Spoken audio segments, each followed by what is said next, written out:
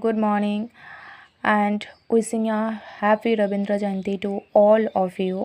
तो हम इंश्योरेंस के बारे में, इंश्योरेंस क्या है, इसका जनरल प्रिंसिपल्स क्या है, ये हम लोगों ने देख लिया।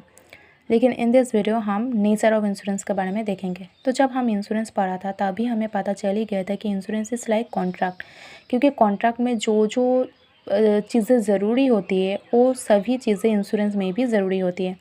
और यहाँ तो ये भी क्लियरली बोल भी दिया कि insurance contract must contain the essentials of contract under section 10 of the contract act 1872।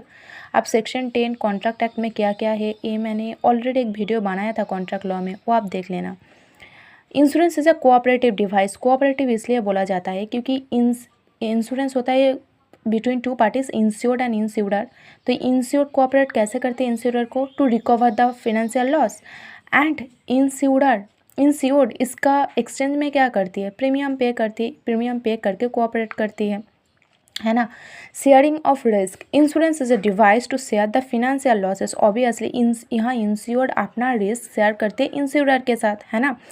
Value of risk. देखो, the risk is evaluated before insuring to charge the amount of share of an insured.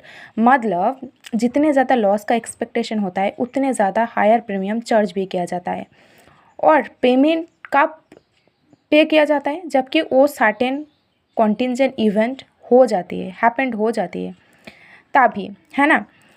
तो यही बोला है। और amount of payment देखो, हम तो indemnity देखा था कि जितना लॉस हो आपको उतना ही मिलेगी, तो यही बोला है।